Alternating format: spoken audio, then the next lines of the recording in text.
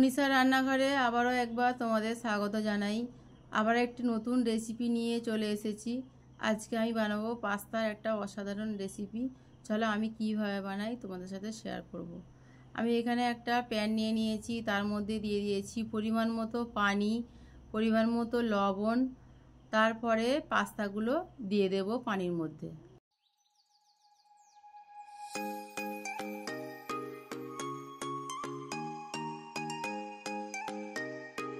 সব পাস্তা দিয়ে দিয়েছি পানির মধ্যে, নেড়ে চেড়ে একটু মিশিয়ে নেব।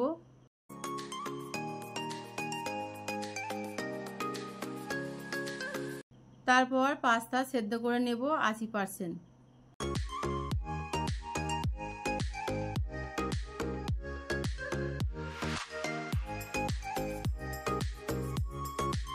পাস্তা সেদ্ধ হয়ে গেছে, নামিয়ে নেব।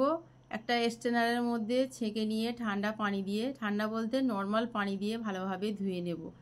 একই প্যান আমি গ্যাসের মধ্যে বসিয়ে দিয়েছি, তার মধ্যে দিয়ে দেব পরিমাণ মতো সাদা তেল। তারপরে আমি কয়েকটা রসুন নিয়েছি, রসুন গ্রেট করে দিয়ে দেব।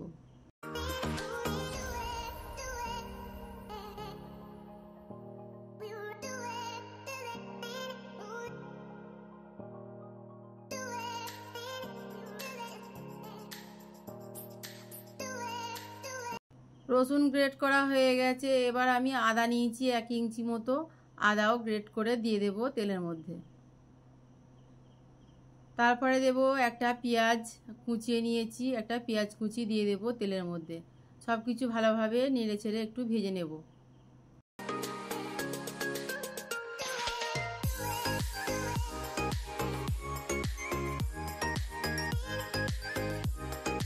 পেঁয়াজ ভাজা হয়ে গেছে, এবার দেব ওর মধ্যে কেটে রাখা মুরগির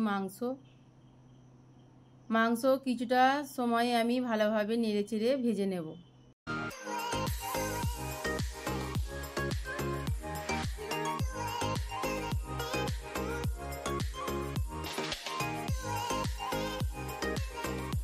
মাংস ভাজা হয়ে গেছে, তারপরে দেব স্বাদ মতো লবণ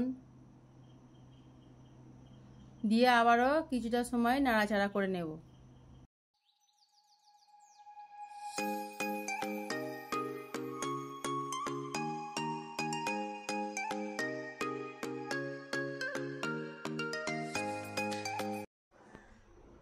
তারপরে দেব গোলমরিচ গুঁড়ো, লঙ্কার গুঁড়ো, সব উপকরণ ভালোভাবে মিশিয়ে নেব।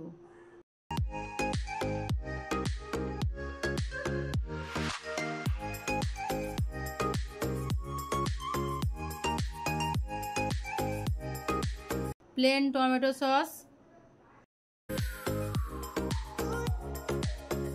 সয়া সস, টমেটো কেচাপ,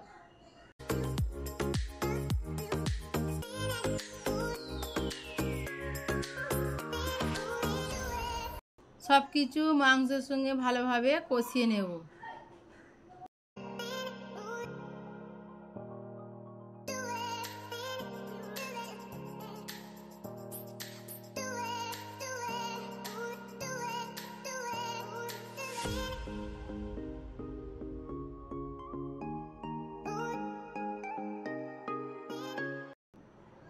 মাংস কষানো হয়ে গেছে, এবার দেব একটা ডিম ফাটিয়ে। ডিমটাকে ভালোভাবে মাংসের মধ্যে মিক্স করে নেব।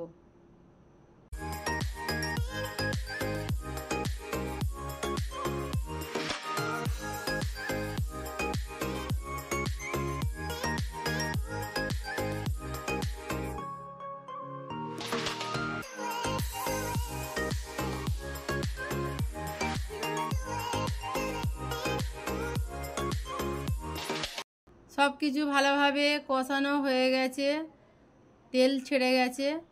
তারপরে দেব সেদ্ধ করে রাখা পাস্তা।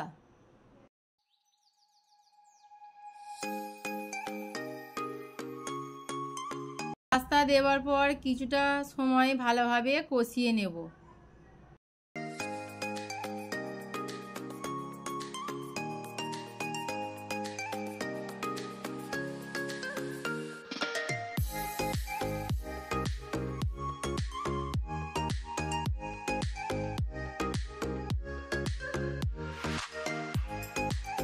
পাস্তা তৈরি হয়ে গেছে, নামিয়ে নেব। আমার রেসিপিটি যদি তোমাদের ভালো লাগে প্লিজ একটা লাইক করে দিও, কমেন্ট করে দিও, শেয়ার করে দিও। আমার রেসিপিটি যদি তোমাদের খুব বেশি ভালো লেগে থাকে আমার চ্যানেলটা সাবস্ক্রাইব করে নিও। সবাই ভালো থেকো, সুস্থ থেকো।